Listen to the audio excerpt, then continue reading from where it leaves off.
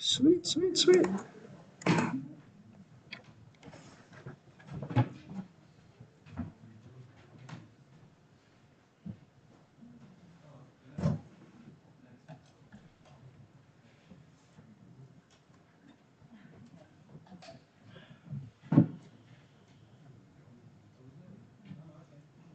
All right, everybody ready?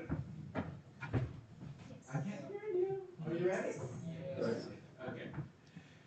So, to start off this, I'm going to say the word public. You're going to reply with speaking. This is just to get the energy off in the room. Public? Speaking. Public? Speaking. Come on, guys. Public? Speaking. Yeah, I got to bring those Texan vibes over here.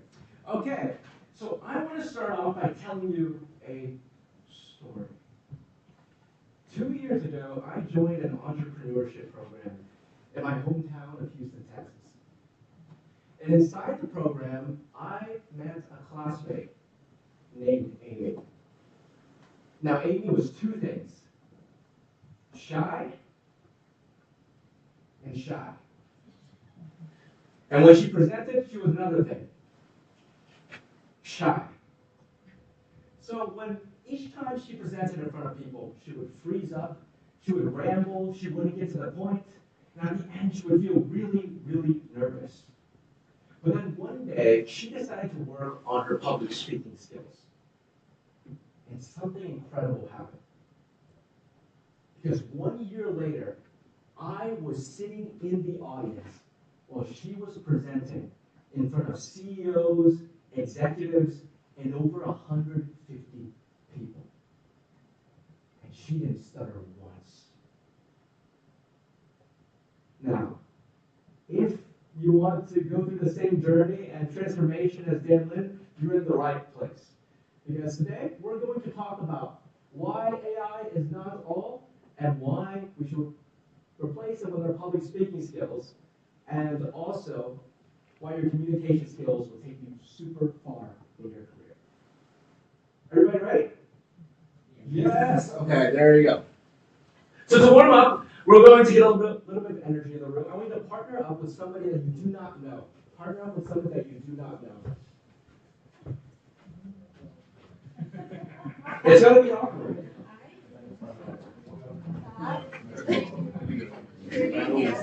All right, pause for a second.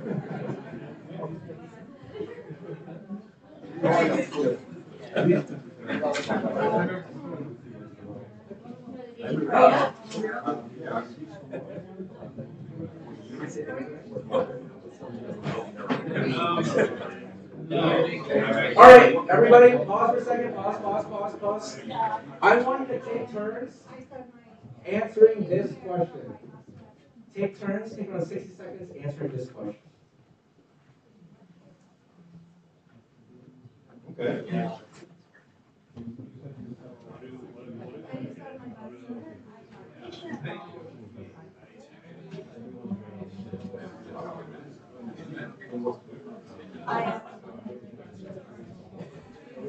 Oh, yeah.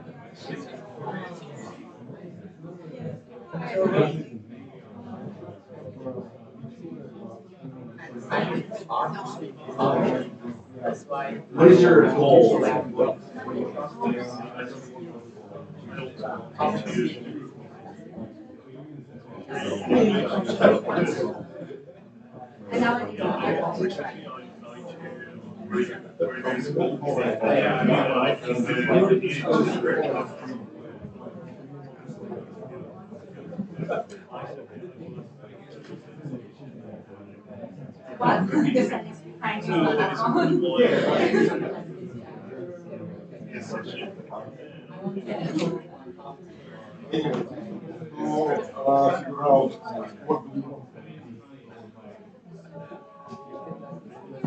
Okay, we have around 60 seconds left. 60 seconds left.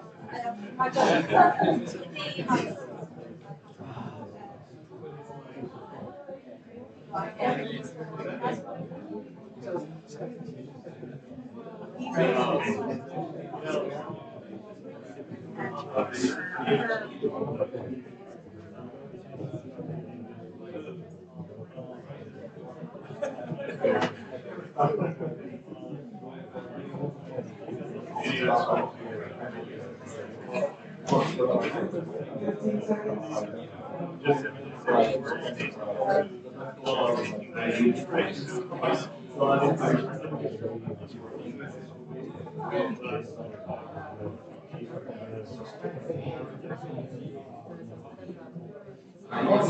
All right, pause. Okay, everybody. Okay, sweet. So can we get two hands? Today we're gonna create a community vibe in here. We get two hands for somebody who wants to volunteer to say what they want to get out of this session. If you don't speak now, you're gonna speak later. Okay. What's your name? My name is Pavel, and basically, I think 6 years ago I had a startup, so I had a lot of public presentation, public speaking, but after it failed, I mostly work in enterprise, and my most talks was like daily meetings. So my goal here is kind of refresh it and like remember the skills and maybe tones and beat and all that stuff. Yeah, awesome. All right, anybody else?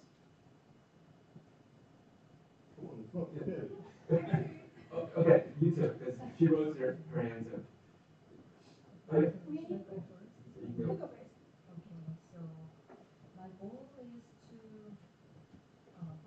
my goal is to set some kind of structure for my speaking because I sometimes think that it would be better if I have some organized structure in my head so I can deliver information to counterparts or numbers of the people I give my speech.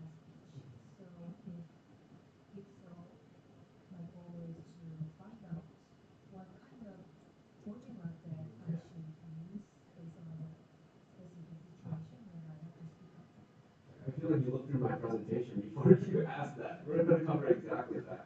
Yeah.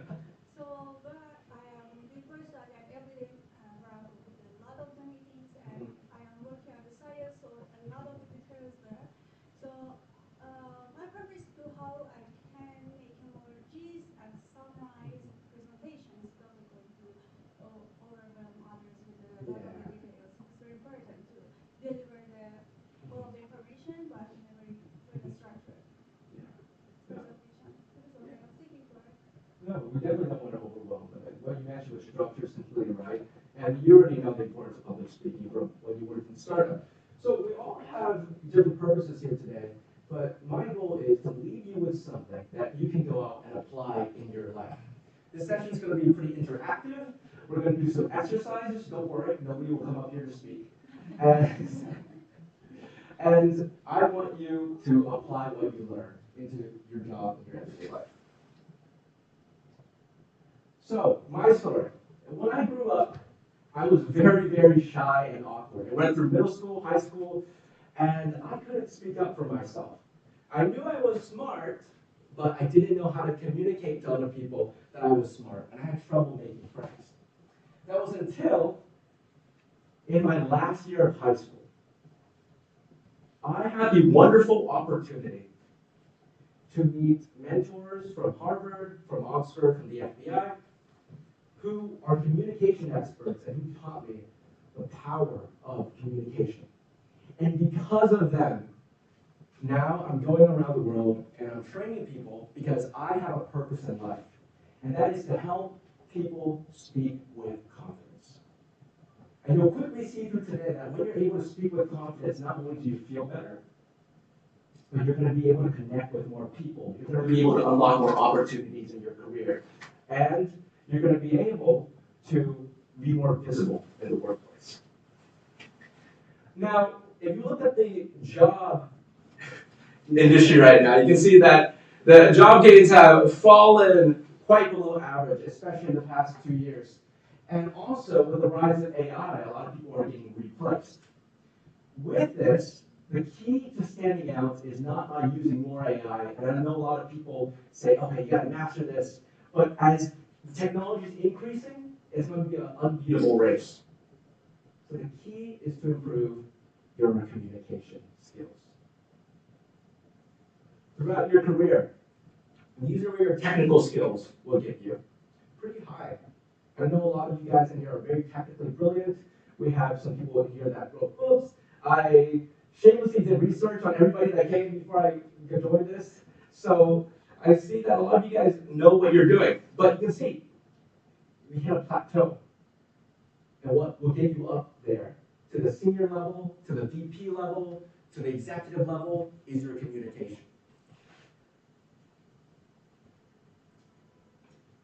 Here's the effect of soft skills.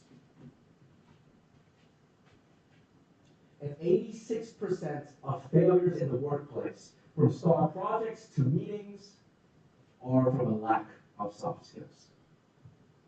We all know that one person who we do not want to listen to talk for more than 5 minutes, because they can never get to the point.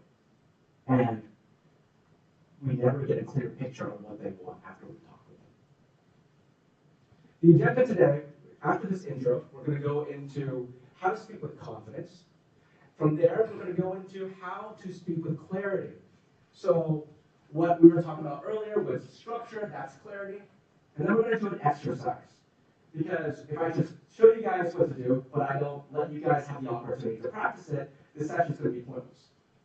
After the exercise, we're going to reflect on it, and we're going to have a break, Q&A, and closing. After I explain a free platform you guys can use to improve your public speaking skills. Let's start with confidence. So there's a myth with practice. And a lot of people in here, I mean, who believes that speaking more will make you a better speaker? Who believes that speaking more will make you a better speaker? You guys are completely right.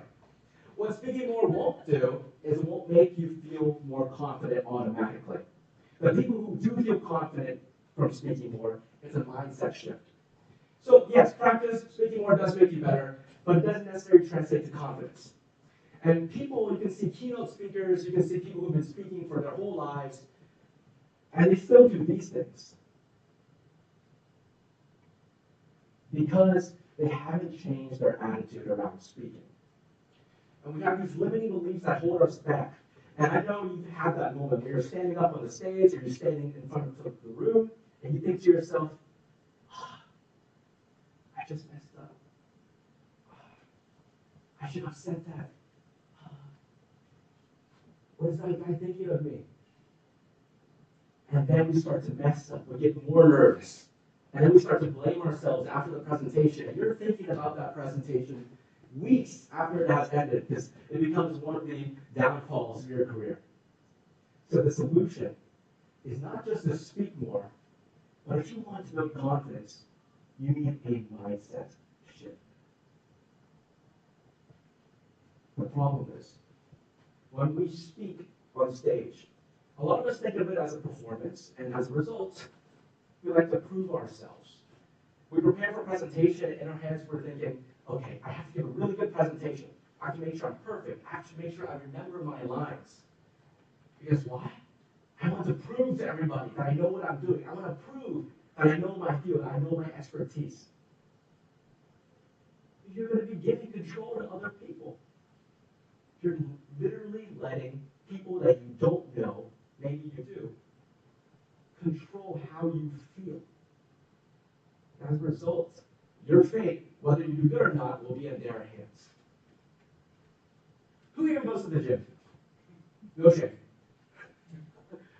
So, even if you don't, a lot of us know what people do in the gym. They show up, we work out, we grow muscles, and when we go to the gym, we have this gym mindset of, okay, I'm going to go in there and I'm going to try to improve myself. I want to improve myself. But we don't go in there saying, I'm here to be stronger than everybody else that goes to my gym. And that's the key. When you speak, you want to think of it like you're going to the gym. Every presentation is another session to the gym where you're there to improve yourself. You're there to work out on your muscles. And what you'll find is if you start thinking, okay, I have a presentation next week, I have a meeting next week, I have a conversation next week, it's just another opportunity to exercise my speaking skills, to give myself feedback, to see what to improve. Then you become in control of yourself. feel that sense of control. Not only will you feel more confident, but it'll be easier for you to speak, and it'll be easier for you to grow as well. That's confidence. Now, we're going to get to clarity. So clarity is the act of not leaving somebody confused after they talk to you. When somebody talks to you, and you go all over the place, and you give 100 different points, and you give a ton of information, the other person's going to leave with, what? And they're going to remember random parts of what you said instead of the point you actually wanted to make. Who's here ever talked with somebody like that? Oh, I'm really surprised. So why be clear? If you confuse, you lose, and under pressure, especially when you're standing up on stage or you're in a tough meeting, here are the things that people tend to do. They speak in circles. They don't get to the main point. They use unnecessary detail. And the last one's going to be targeted to mostly technical professionals. If you are in a field where it's very complex and you have a lot of things to talk about, it is very often that you will use jargon that people don't understand. If I talk to people, if you're a developer, I talk to people who don't know what Java is. So I bring it up, and they're like, huh? But they don't say anything because they want to be polite. And then you go through the conversation without them understanding anything. When I talk to my grandma, she doesn't know what AI is. So when I say AI, and I keep talking about it, she's going to be like, what now? So we have to use words that people understand. And the myth is when people do this, they're like, oh, I'm going to give a lot of detail in my presentation. I'm going to load my slides with a ton of text, give a research study, give an experiment, and people are going to think I'm so smart. But this actually hurts you because you're going to sound unprepared. You're going to slow down decisions, and also, because people don't understand you, how can they trust you? So we have to be clear when we are speaking. Now, there are two mistakes with being clear. The first one, we tend to use so many words when we speak. Now, obviously, when we introduce ourselves and we talk to someone, we want to give them details about our life. But sometimes we go on and on and on and on and on and on. And I'm sure you saw from the exercise as well that we did at the beginning, no shame, though a lot of you guys didn't get a chance to speak as much as the other person.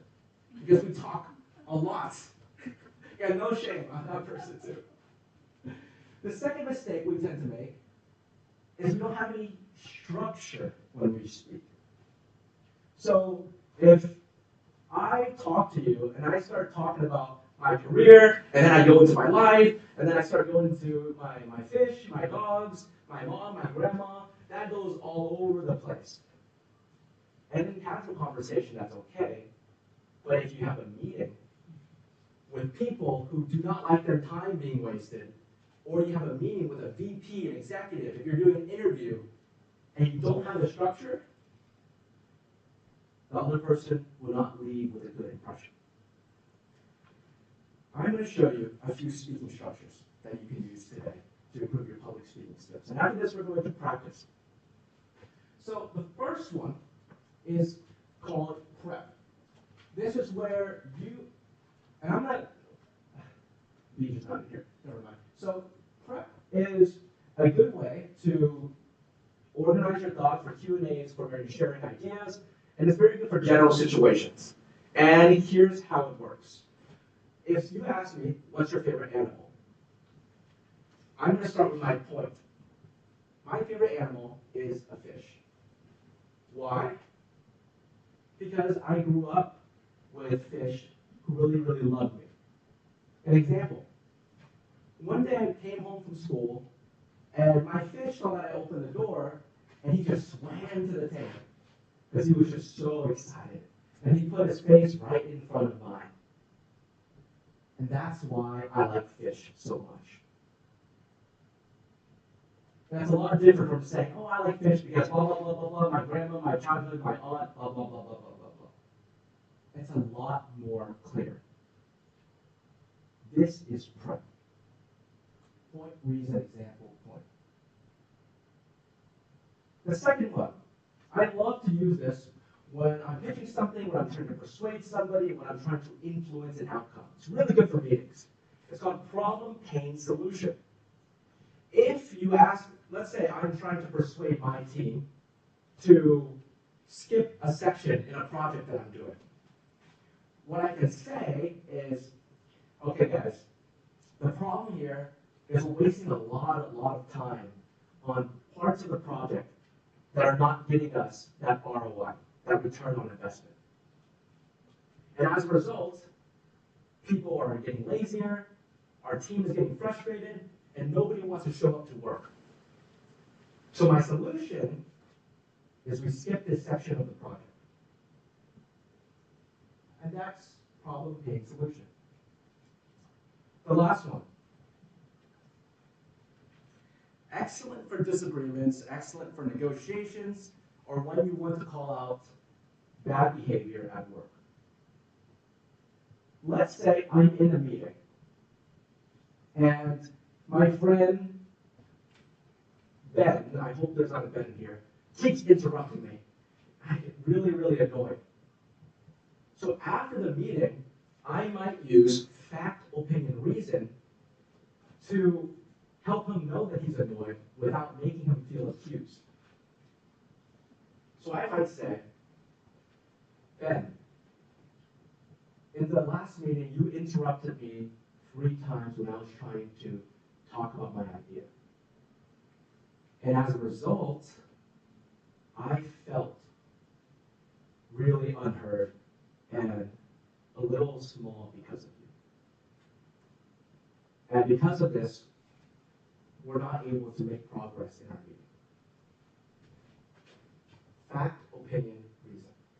For that scenario, the fact was calling out the bad behavior, the opinion was calling out how I felt, and the reason was telling Ben the impact that his words had on my meeting. I'll give you guys a second to take a picture. Like this, right?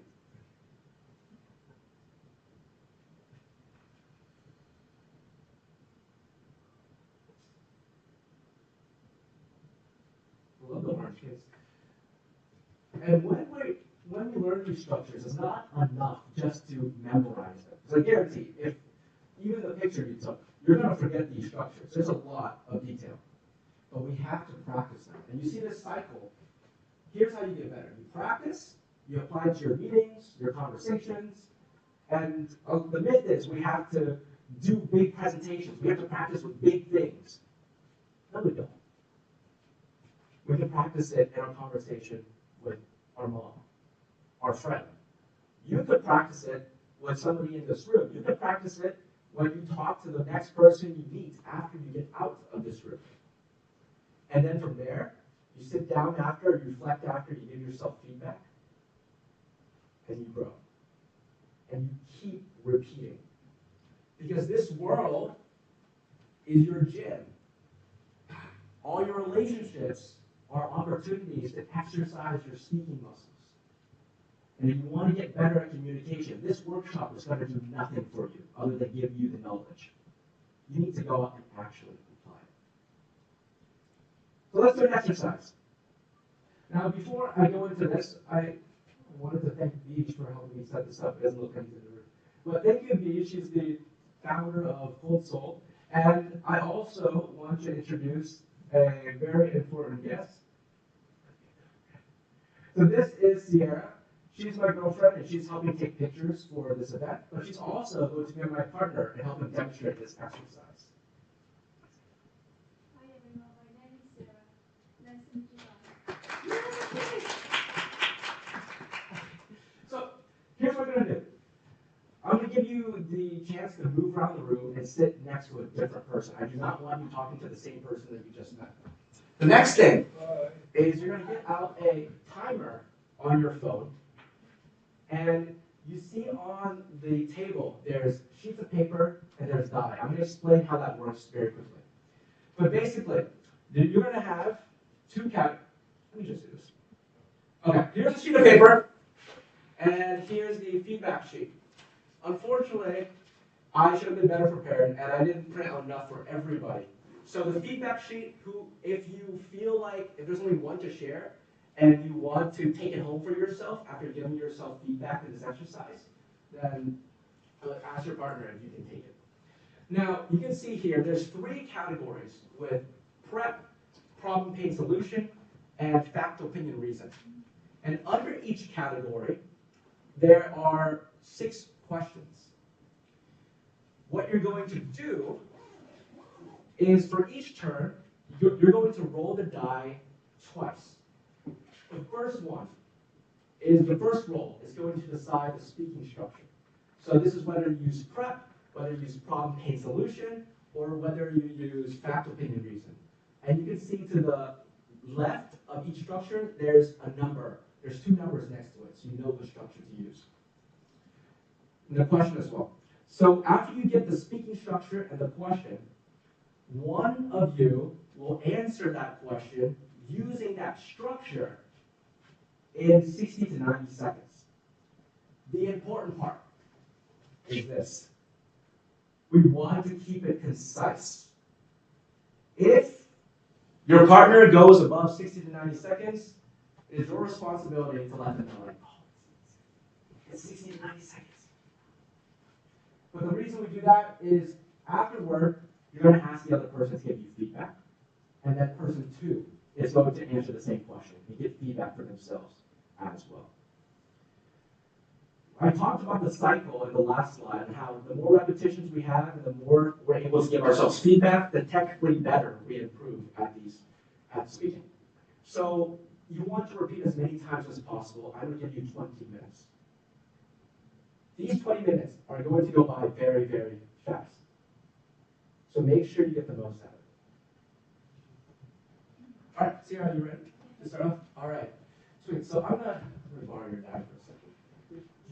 So what we're going to do is we're going to demonstrate this. We're going to roll it down here. Okay, I got a 3. So that means I'm going to use problem, pain, solution. Roll it again. I got a 5, which means my question is, what is a pet peeve that I have? So I'm going to get out my timer. She's going to time me. So she's going to time me, and I'm going to try to answer that question in 60 to 90 seconds.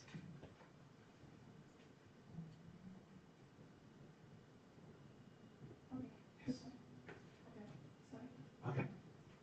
So one of my pet peeves starts in my household. Is when my brother comes into my room, he talks to me, and he leaves the room without closing the door. And as a result, I get so annoyed, and I go into his room and I do the same thing to him just because I'm angry, and it makes me feel terrible. So the solution I came up with is to lock my door. And if he wants to tell me something, I tell him to call me instead. So that's an example of problem, pain, solution. And throughout each round, as you're doing this, I encourage you, if you have the feedback sheet, to write down your feedback. If you have a pen, write it down. If you don't have a pen, try to at least apply the feedback you get from every round and apply it to the next round. So Sierra, what feedback do you have for me? What went well? First question. What went well? I think there's examples I really have, and then because that makes me more easier to understand. Okay. And what can be improved? I think you didn't say what your specific user, so if you did it, that makes it easier to understand. I didn't say the specific situation, so I just said, okay. So she said, okay, so I gave the example that helped her understand my main point, my reason, but the thing I need to improve next time is instead of just saying, when my brother comes into my room, maybe try to give a specific moment in time, a specific example, so it can be more clear for her. All right, round of applause for Sierra. Okay. Okay, let's partner up in a few seconds. Find somebody that you didn't talk to yet.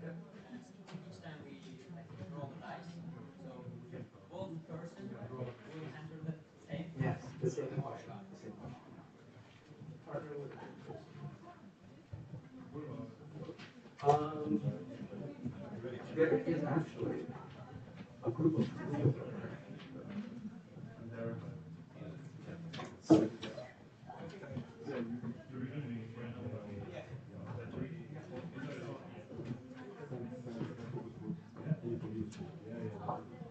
I think. What do you think? Oh, you too. You too. That's it. That's it. You too. One extra. One extra. Are you guys okay with your? Actually, I'll do this. You guys. Okay, let's go.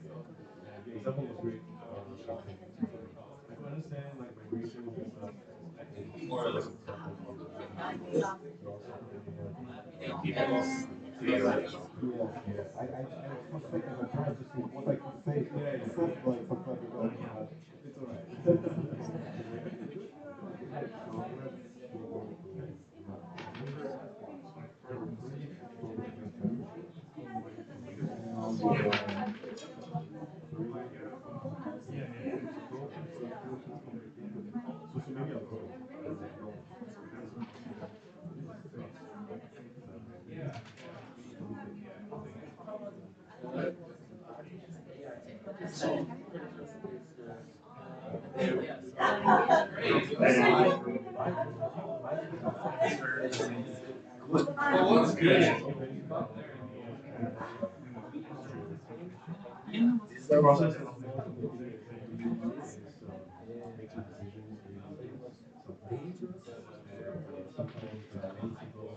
in Japan, and I need to get a new visa.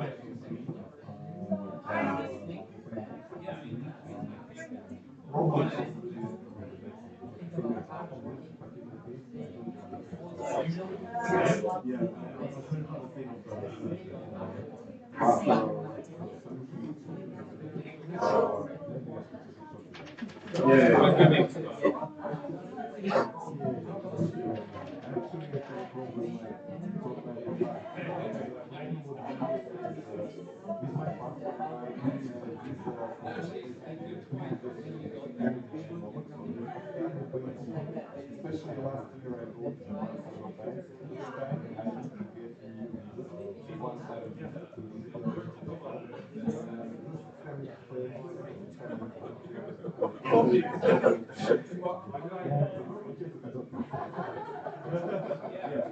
So the solution for this might be getting another passport, right? But the solution is kind of very hard to do, very expensive. Yes, very expensive to do and probably almost impossible. But yes,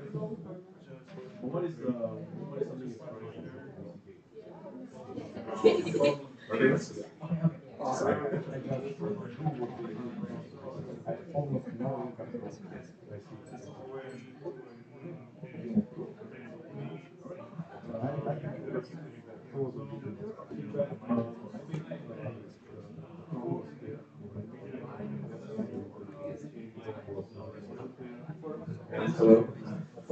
For people who are using prep, a tip is when you do the point, keep it in one sentence. Don't go over one sentence with the point in prep. A quick tip for you there.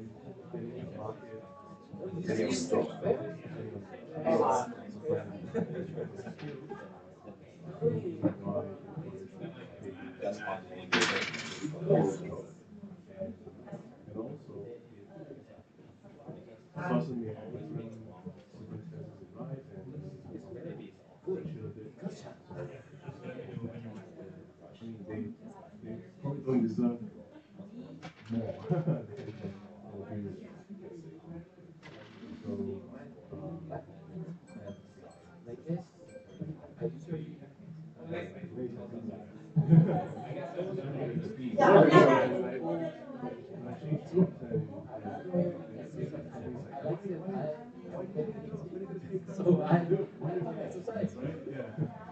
But I need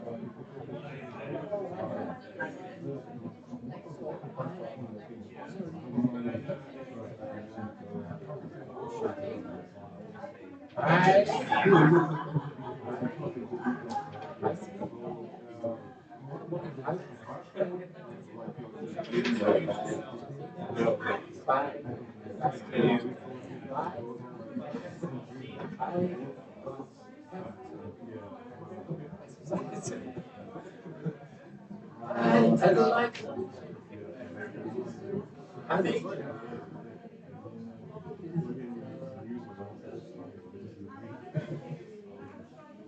I don't like just I don't like but what I like bicycle what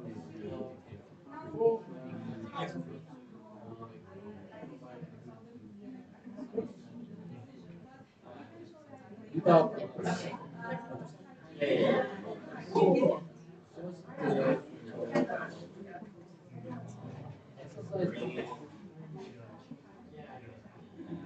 don't know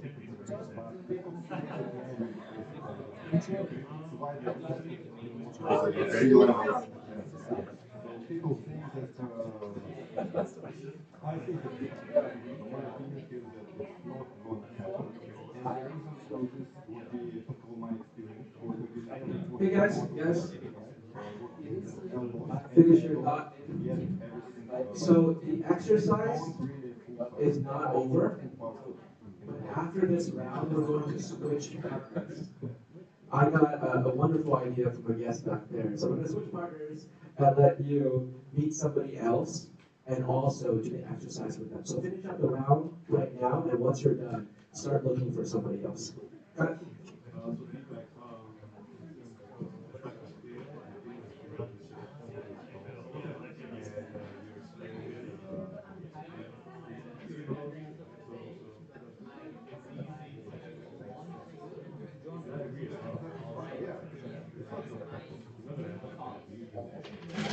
Especially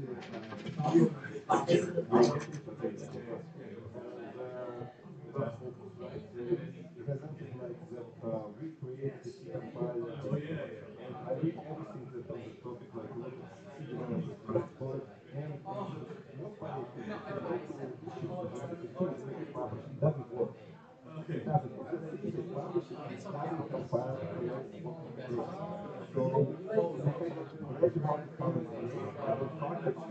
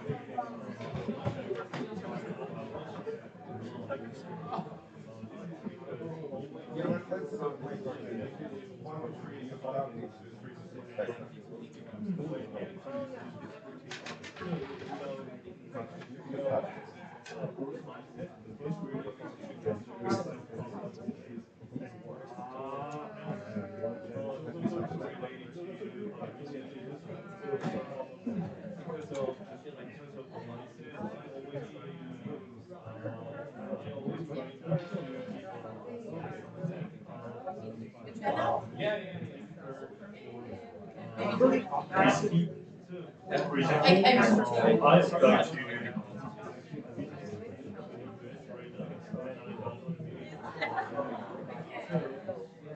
But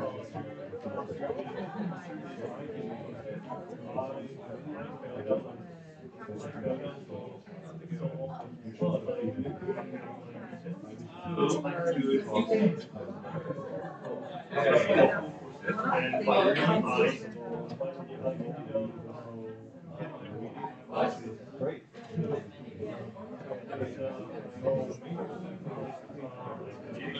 Great, great example. I'm not sure only about sports. I started to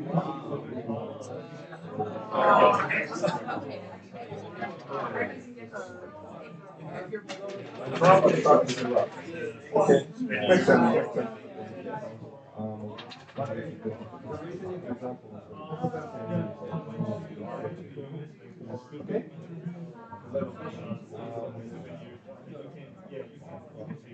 What is something you're proud of? Recently, a couple of days ago, I published an article about history of business switches, and this article made like 200,000 views on Reddit and everything. And I really proud of this fact. Because I kind of never had this much views on articles before. I write articles for study, strange stuff in software development, but this one was especially high in number of views, and it was especially sparked a lot of discussion, and I participated in discussions, so that made me proud of this. So basically, yes, and that made me proud of articles and results.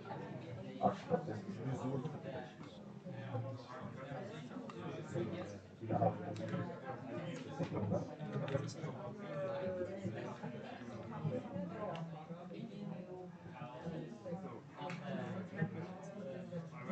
I'm proud of just number of views, how many articles was accepted.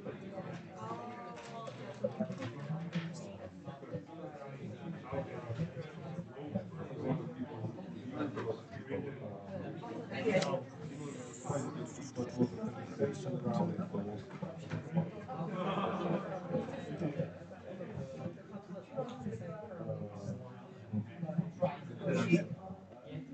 but we need to make extra focus to make it like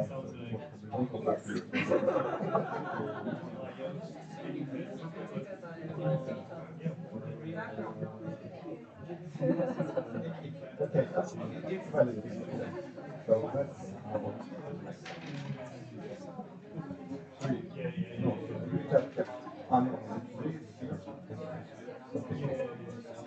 No, wait, we made first time for right and second time for the question. What's something that regularly slows you down during the day?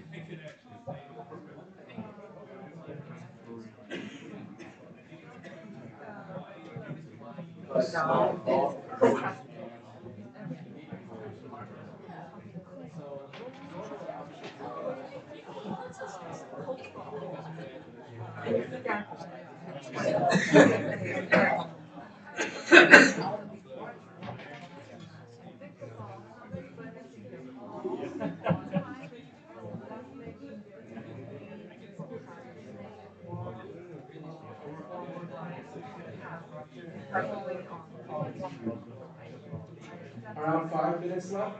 Around 5 minutes left.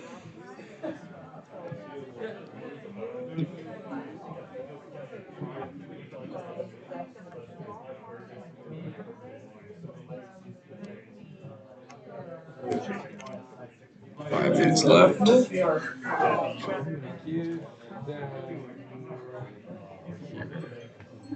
And then from here,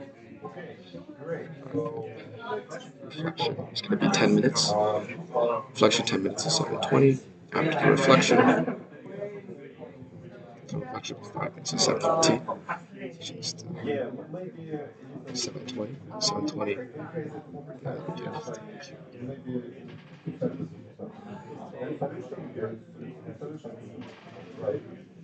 Reflection.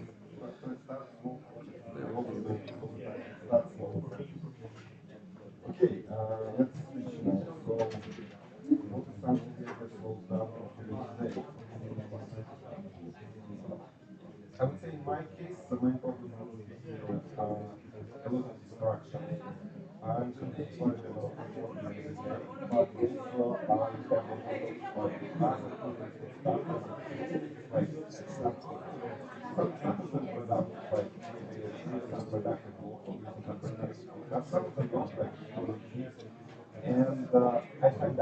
itself is that it made me less productive. And so basically, I waste my mental resources on different tasks. It's making me less focused on my basics of my daily job, which as a result give me less output as a result of the day. So that I'm trying to cut distractions. I'm trying to cut distractions by basically blocking everything. I stopped using music when I work. I stopped listening to podcasts when I work. I just try to plan and focus on a single task at the moment. And that's it.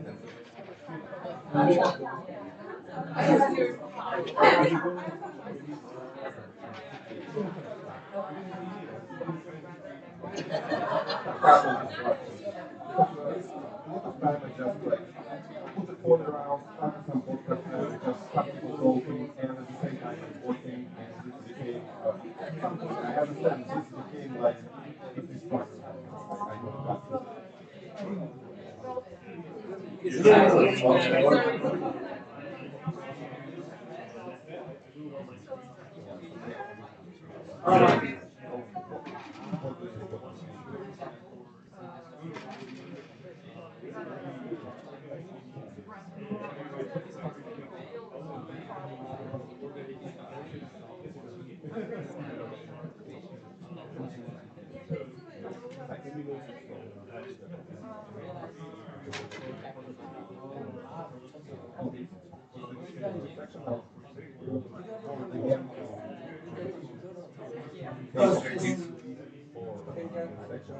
Guys, we're gonna wrap up this round. So after you're done, just stop, and then we're gonna continue the presentation. Yes, wrap up this round. Wrap it up. Wrap it up.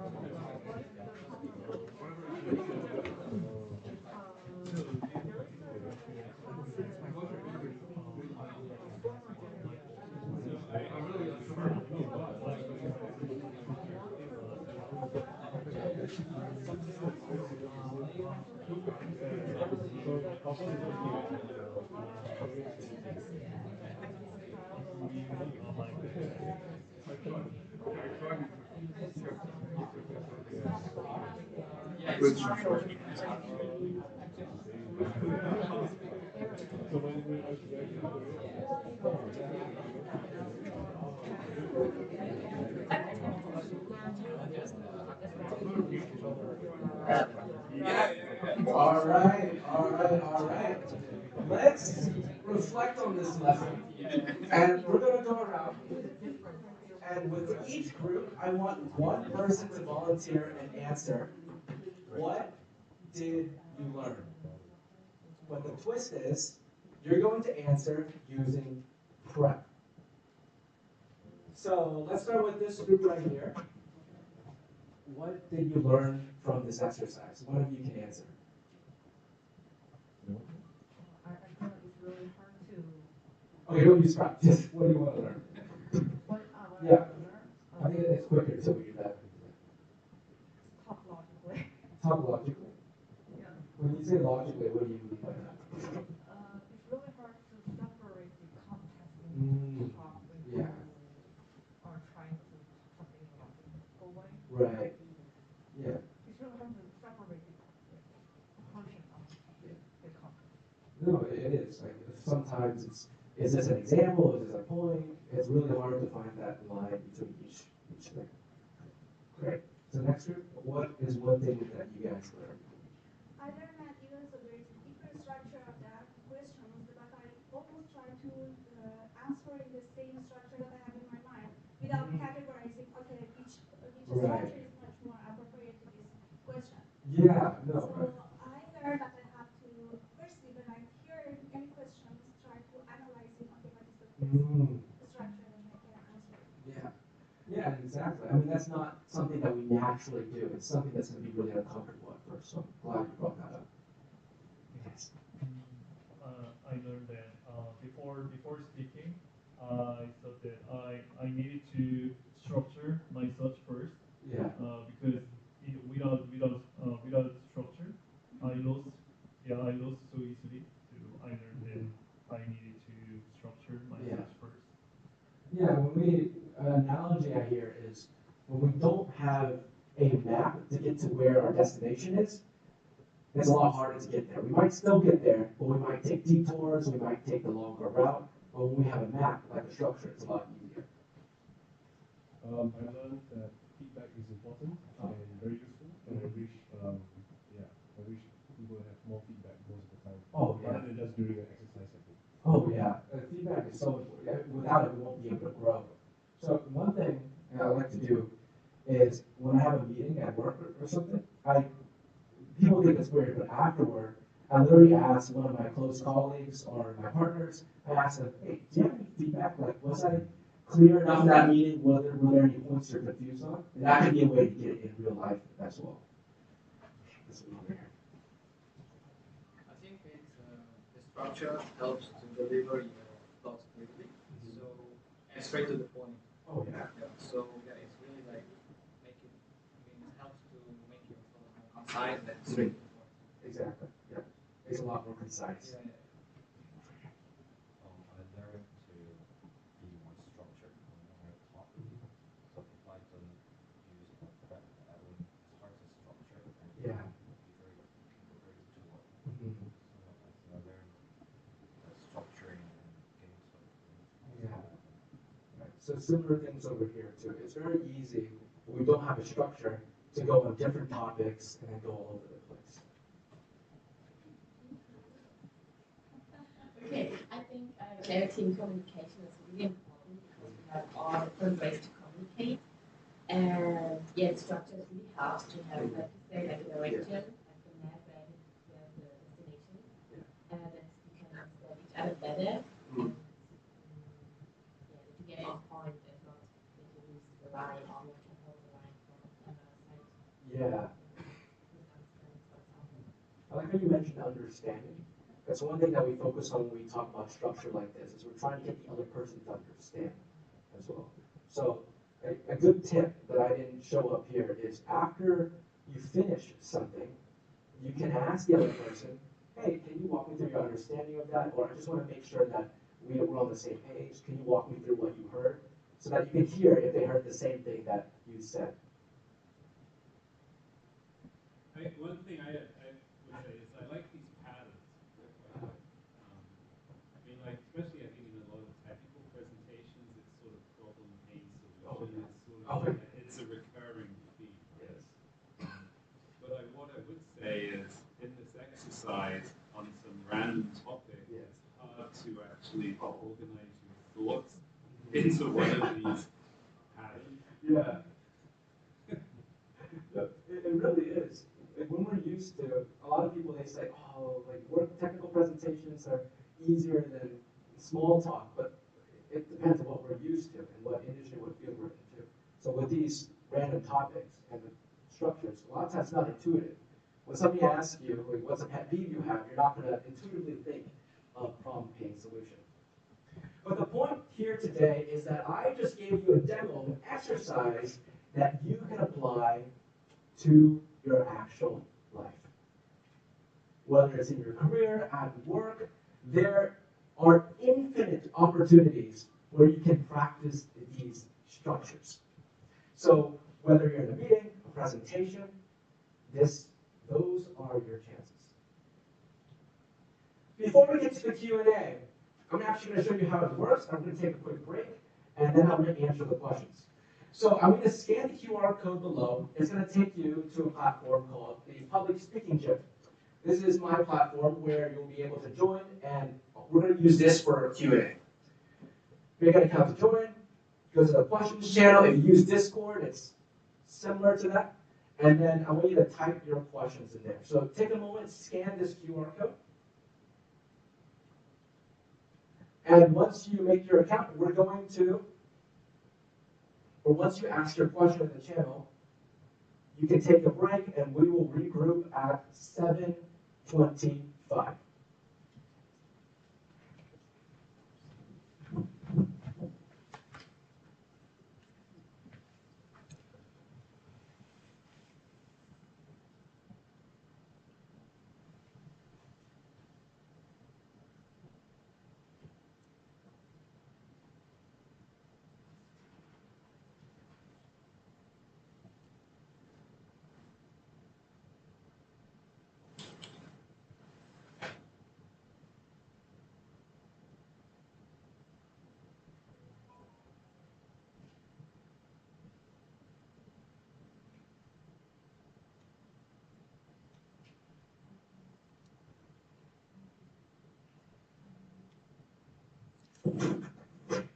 And I'm approving everybody as they join, so if you want an update, just refresh the page.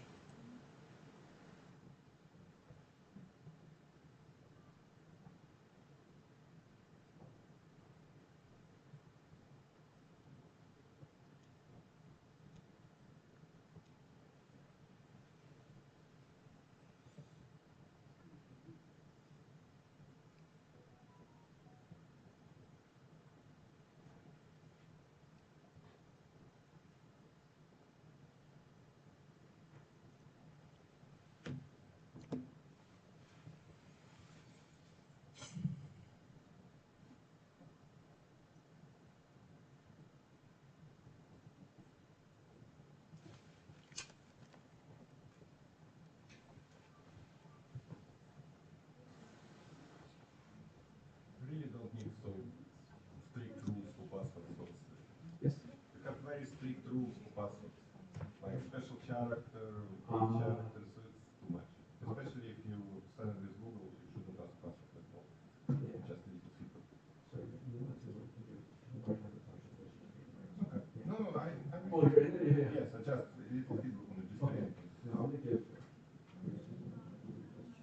not sure that was a platform, but I'm gonna give you that. Yeah, you just.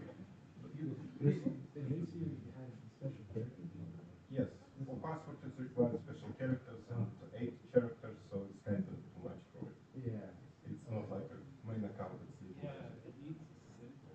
And usually if you log in with like a Google or something, you don't need to set password at all, and they require unusual and annoying. So they require it even if you use the Google? Yeah, I had that problem too. It's good having a room full of technical people to give the feedback. It's a problem, it's a real You can't use all these like @ symbols, all that crap.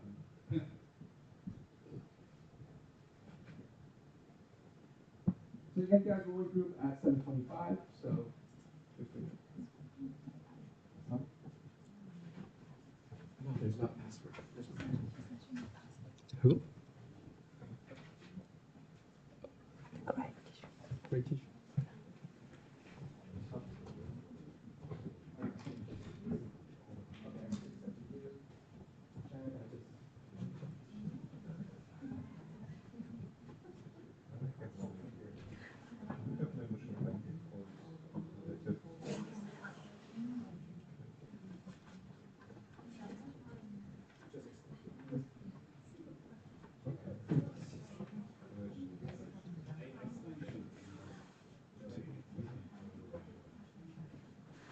Just that.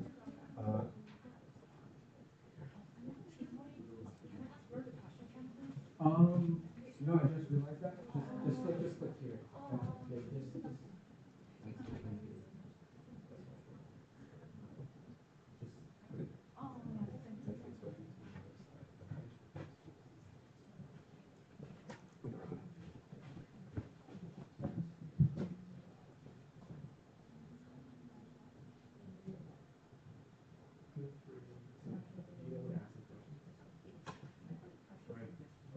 No, if you have a question for the speaker, you could ask the question. If you don't have the question for the speaker, just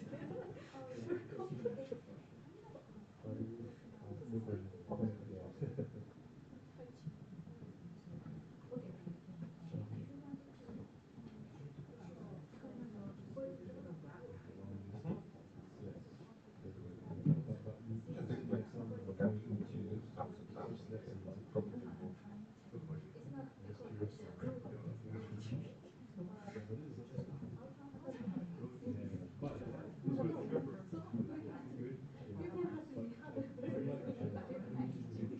Well, how much developer need to do? I'm trying to figure out how to answer that. So,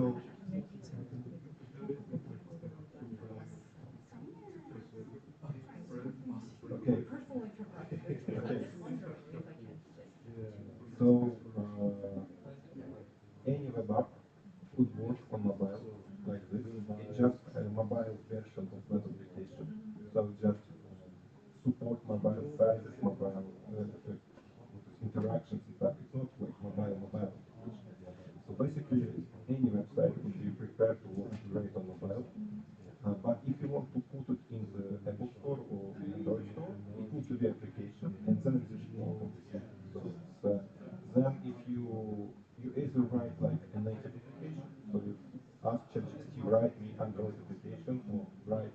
classification, and it's like entire, completely entire story, and probably not worth your time.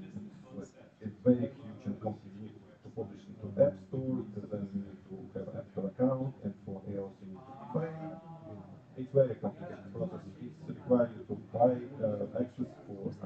For example, you need to pay $100 to just get an access to App Store, and then it's like another story to be approved. You need to check some rules, some checks from the Apple Store, from Android Store to be approved. So if you want just a simple application, the best option is something like this. You just ask ChatGPT, make a web application, make sure it supports mobile or mobile first, it's usually mobile first. So, and then you would have like a nice full mobile application that you deploy, post it somewhere, publish it somewhere, and just give it to people you want to share. It's much easier than native development, trust me.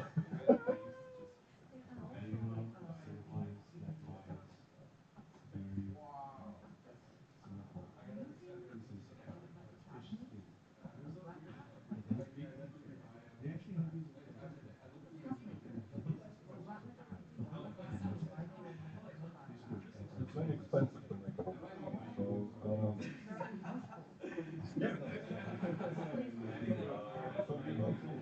with mobile application, you just have a application Okay, guys. We're start answering questions. Some websites support what's called like Power, PWA, PWA, and then you just add a website as application on Android. Not everyone do it, it's like kind of very niche, but most times you don't have mobile applications. And for them, this is like websites optimized for mobile. You wouldn't get anything better for mobile application. Well, again, Okay, so I'm going to start answering questions, and I take that back. I'm going to wait until a few people are back from the restroom. Keep typing your questions, and when we start in about a minute, I'm going to start answering questions, but if you have questions throughout the Q&A, feel free to keep typing, because they'll pop up for me on here. And also, because you guys belong into the community, I will send you guys the PowerPoint slides after to your email, so you can access everything.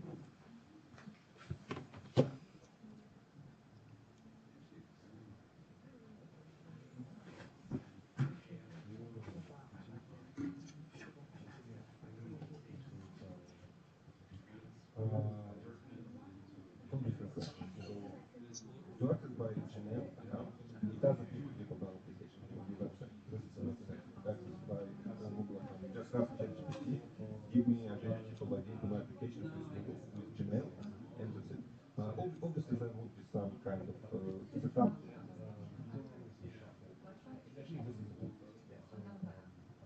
Well, it's kind of similar. It's kind of website, mostly like a static stuff, so like a blog from the website. Web application is something interactive, but see, kind of you could name everything.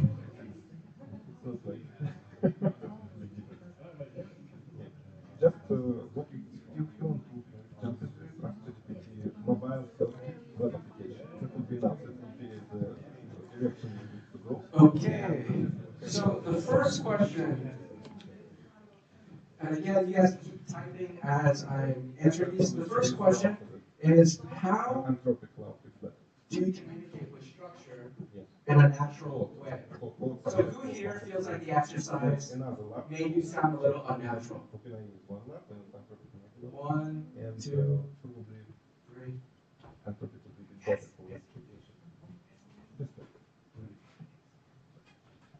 Okay, so a lot of people feel like that the structure is unnatural, and it is. It's very, very unnatural, and you're going to feel awkward as heck doing it. And that's completely okay. But one thing with speaking, with any other skill, whether you play sport or with business, is it's going to feel really unnatural at first. And that's okay. Now, having said that, the key to communicating with structure without sounding unnatural is going to be your tone, like the voice you use, and the pacing you use. For example, I give you the example of how my favorite animal is a fish. If I talked about it like this, my favorite animal is a fish, and the reason why I like fish is because I had a fish when I was young. For example, that sounds really unnatural, right? But let me smooth out my pacing a bit and let me lower my voice. So, yeah, so my favorite animal is a fish, and the reason is when I was little, I had a fish, and I had a fish that really loved me. For example, when I went home one day, he actually swam up to the tank and greeted me. A fish greeted me. Isn't that amazing? Anyway, yeah, that's why I like fish. So you see, using your tone and your pacing, you can make it sound more natural. But I want to make you guys also know that it's going to feel awkward at first. It's okay if it feels awkward, because every single skill will feel like that. The second question I'm going to answer is going to be about confidence. So how do I stop feeling nervous before I speak, even if I know the material well? So we talked about the gym mindset, but the thing is, a mindset, it takes reps to put it in. Like how we did reps with the structure, it takes more practice, but with the mindset to actually apply it. So if you know the material, then you probably feel like you have the need to prove something. This is with most people. A lot of people, they go into presentations like, okay, I know this really, really, really, really well. I gotta communicate it really well. And then you have this mindset, okay, I'm here to prove, I'm here to prove.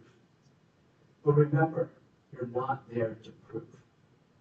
I actually advise a lot of people to practice less, because practicing more makes them more nervous, because they have the need to remember more things and to prove more things.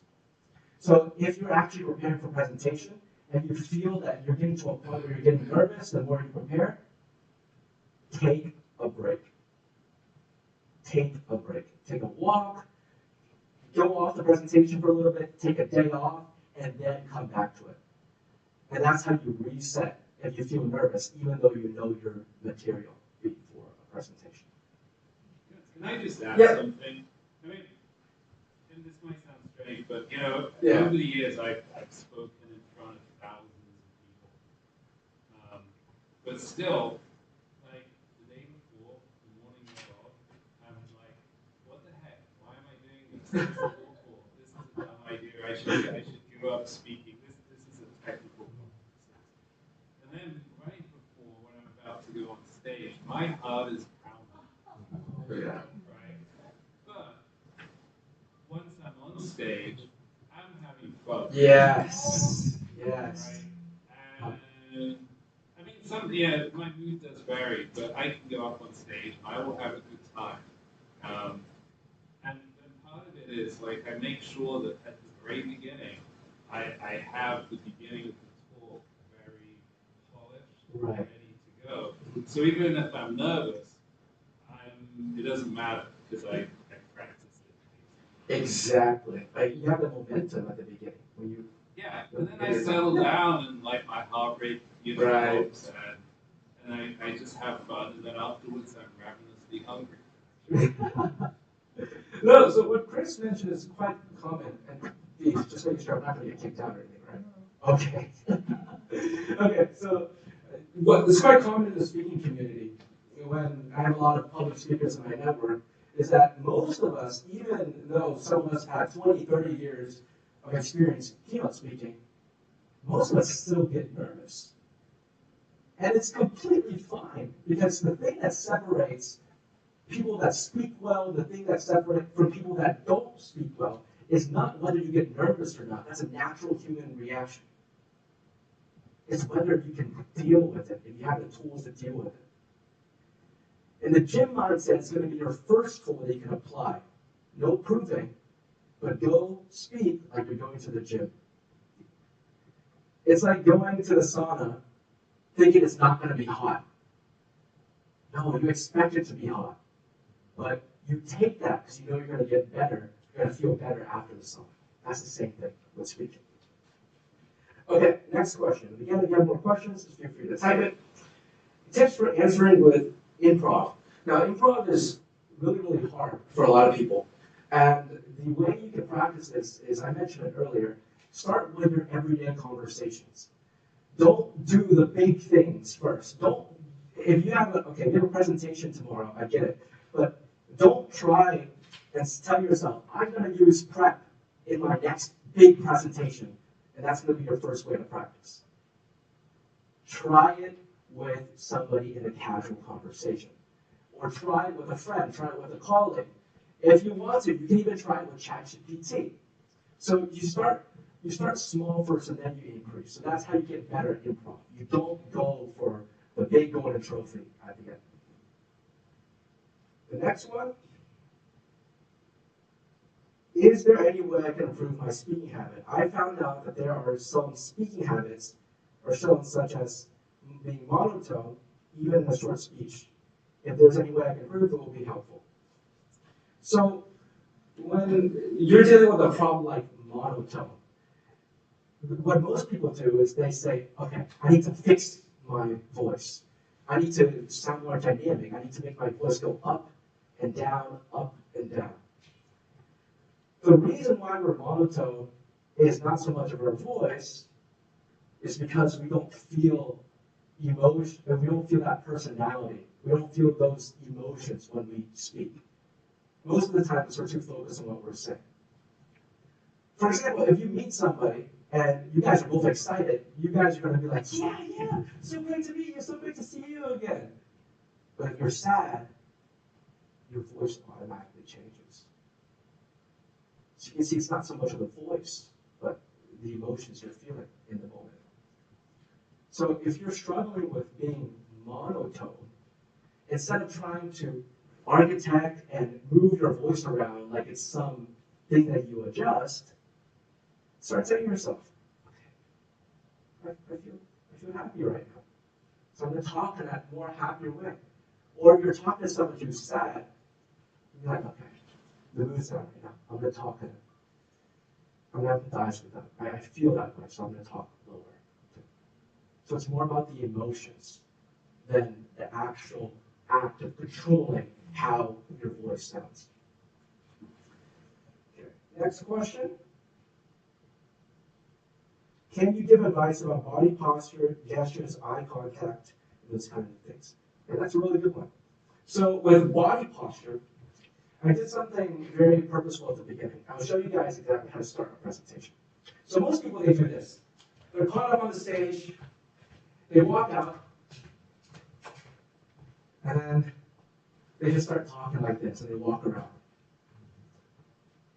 If you do this, I guarantee you, half the room will be doing something else before you start speaking.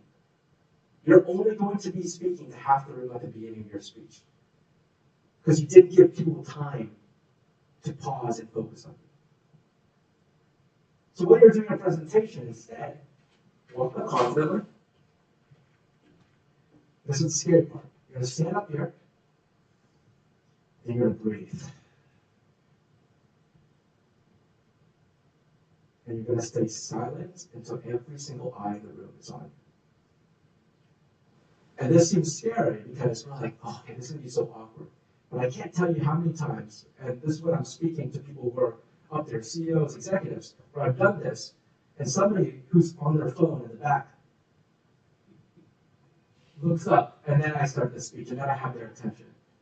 So that's when you're starting a presentation. Some more tips when you're moving around. A lot of people like to talk about hand gestures. Don't use hand gestures. Because when you think about hand gestures, here's what you're going to do. It's going to look really awkward, you look very small. What I recommend is you think about arm gestures. Notice how when I speak, my arms are like, they're moving, and I take up more space and I seem more confident. Because I'm not focused on my hands. If you think about your arms, you're going to start moving your shoulders more, your body more. And the last tip I'm going to give you, so I showed you how to start a presentation, I showed you how to use arm gestures. The last tip I'm going to give you is move around, not excessively, but with take up space when you speak. Here's what you don't want to do. You don't want to just move around like this, all frantic, all nervous, but you also don't want to stay in one place. A lot of times, people are afraid of moving around because they don't want to block the PowerPoint slide. Who cares? You're the presentation, not your PowerPoint slide. So once people see the slide and they read it, you're free. Move around. Get closer to people. Talk to them. You'll seem more confident. You'll seem more engaged. And people, it's really hard for somebody to ignore you when you're really, really close to them. So those are some tips I have for body language. And to end this off, I'm going to answer a couple more questions. So if you have any, throw it in the chat.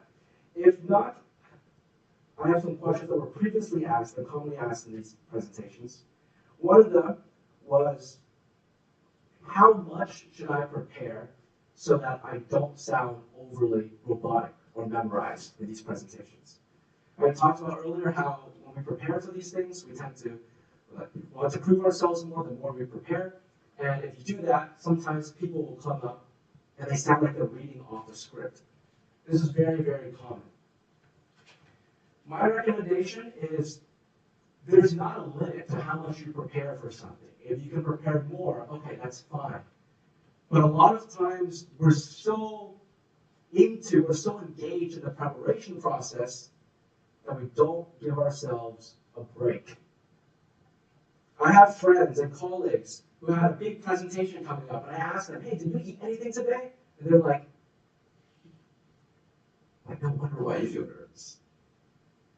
Make sure, even if you have a presentation, even if it's scary, you gotta prioritize your breaks, your health, get rest. Those are usually the things that will make your presentation, not just preparing more and going all at it before the big day. And one more question.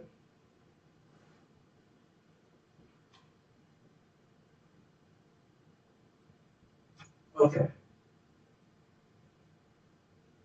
How do you speak to people who are more senior than you? How do you speak up the ladder to leaders, VPs, executives, everybody else? Now, the problem when we do this is we think of them as, okay, I'm going to remove higher status people. And again, back to that mindset. I got to prove myself more now. I got to prove that I'm ready for that promotion. I got to prove that I know what I'm doing. I got to prove that I actually did this project right. And when we do that, then we start getting really, really nervous. The first thing I have to tell you is, again, adopt the gym mindset. But the second thing is that those titles next to people's names, whether they're a VP, a director, a CEO, I stopped caring about them. You know why? Because a person who just entered the company, or a person who's still at the beginning of their career, if they know how to speak, if they can use their voice, if they can speak with structure, they will sound more confident and more senior to the person who has CEO, CFO, the person who has VP next to their name. I've been in rooms where the person who had just entered the company, the least experienced person, dominated the entire room full of execs and VPs. Because the execs and VPs didn't sound as well, didn't speak as well as the other people. So it's about the way you communicate. It's not just about the title and the prestige. Okay. So with all the questions being done, and now that you guys got your practice in, let me show you guys what you guys can do inside the community that you join. So this community is completely free, and I made it because I wanted a place for people to connect with one another, to ask public speaking questions, and to improve their communication skills together. So if you look inside there, we will have free weekly webinars, live webinars, for 30 minutes where you get to improve a specific section of your communication skills. So 1 week we might do body language, 1 week we might go deeper into confidence, 1 week we might go into storytelling, And we might use more specific things, like how to give a good technical presentation, how to prepare your PowerPoint slide. They're all live, all free. The second thing is going to be the courses. So I have one course in there I'm developing. It's called How to Stop Rambling and Get to the Point, but you can also take free courses in there as well. And two of my favorite things, you have frameworks, exercises, challenges, and you get to keep asking questions and answering people's questions as well. So you not only get insight from me, you get insight from other people. And if you have a presentation coming up, you can send the presentation inside the chat, given it's not confidential. You can ask people for feedback. So those are the benefits of the public speaking gym. Now, a tip is the page that you log on to ask the questions, log into the gym, I recommend you bookmark that gym so you can go back to it. If you want to as well, you're in the gym, so you can actually download the app to access it on your phone. So this is all completely free. If you do want to practice, this is not requiring anything. There is a practice membership that I'm opening, and you can become a founding member. It's where you will be paired up with 5 other people, and every single week we will meet for one time, and we will do exercises like the one that you actually did. So you get to keep your speaking skills sharp over time. So what you did today, you can repeat it, and you have support, accountability, and you'll get better from them just being in the gym. Because in the gym, you're learning things, but this practice is when you actually get to grow with other people. And if you're interested in that, here's a quick QR code. You can also access it in the gym as well. Okay.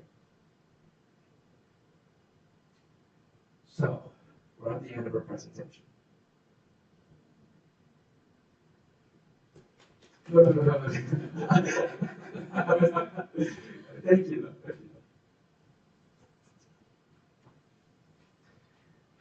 I have a mission for you guys.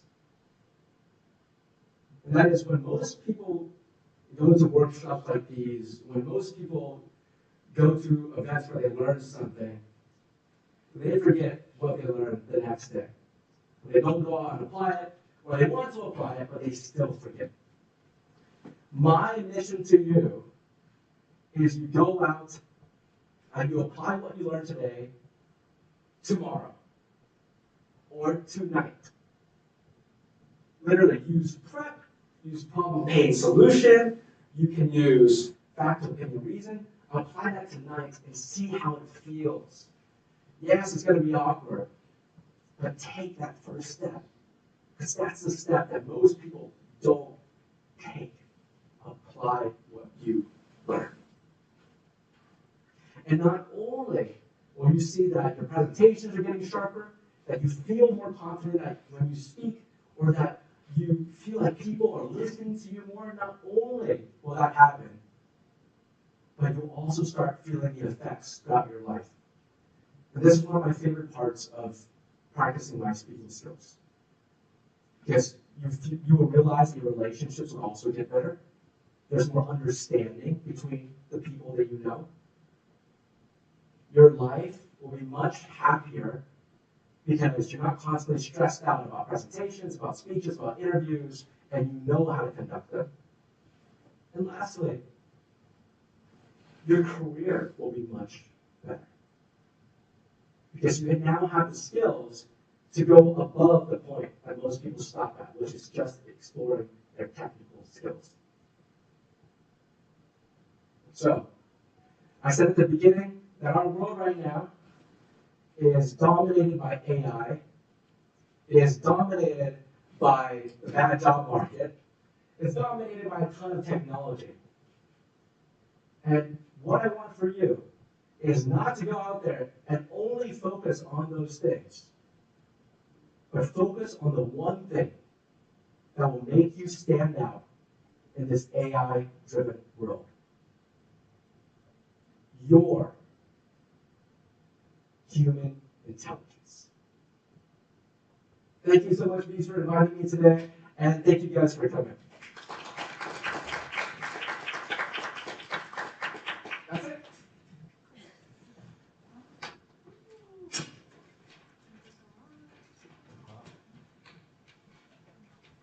And I will be sending the slides to the emails that you guys used for